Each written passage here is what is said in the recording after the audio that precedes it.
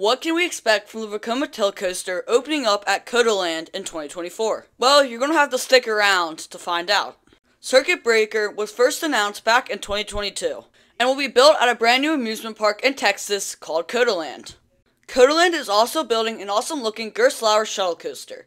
If this video gets 10 likes in the next 7 days, which shows me you guys like the video, I'll release a similar type of video for Palindrome. So, what can we expect from the Vekoma Tilt Coaster? Well, let's find out.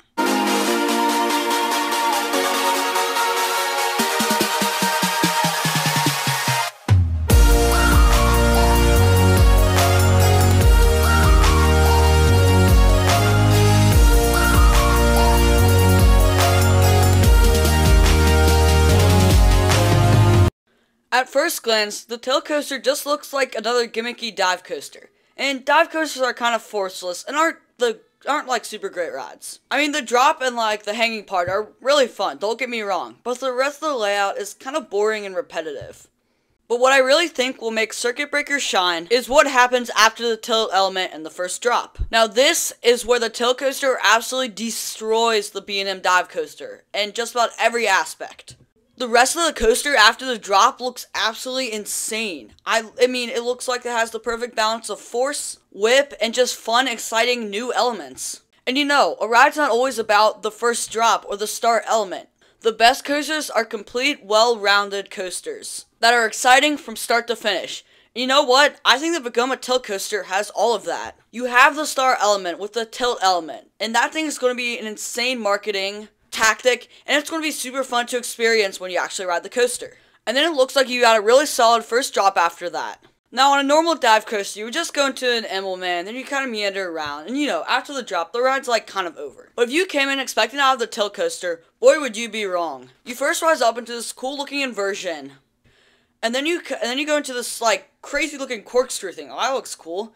And then you go into, like, a sustained Immelman, giving, like, crazy hang time. And then you go into an airtime hill, and then, like, an overbanked turn. Like, you see, this coaster has a really good mix of cool, unique elements from start to finish. And to be honest, I don't think there will be a dead spot on this ride. And this coaster should have no problems with pacing. This thing is fast-paced, too.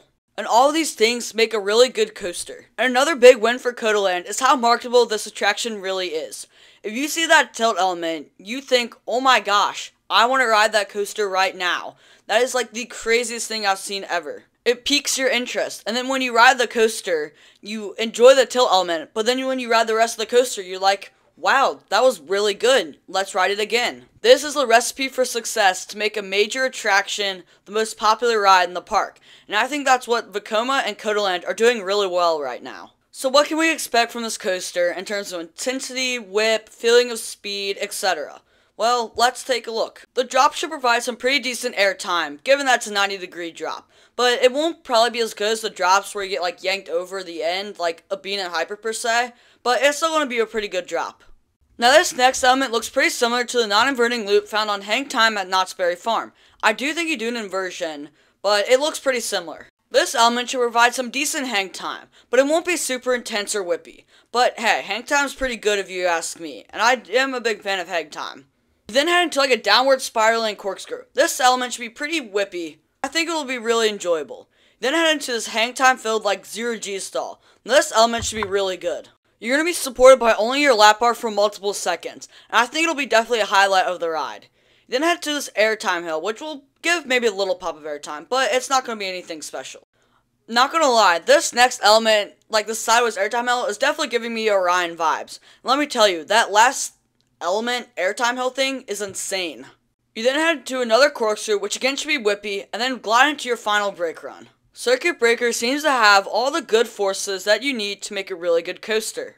And I wouldn't be surprised if this coaster ranks very well among coaster enthusiasts. I think this coaster will be a huge hit for Kotaland and will hopefully really bring in the crowds. Hope we see a lot more of these popping up in North America here soon. And I'm really excited to see what parks this coaster model may go to next. But I'm not going to speculate on that right now, and maybe I'll save it for a future video. If you enjoyed the video, then hit the like button, and consider hitting the subscribe button too. Remember, if this video gets 10 likes, I'll do a similar video on Palindrome, their Gerstlauer shuttle coaster. Let's hit 100 subscribers by February. So, Thanks for watching. Have a Merry Christmas, Happy New Year, and I will see you all in the next one.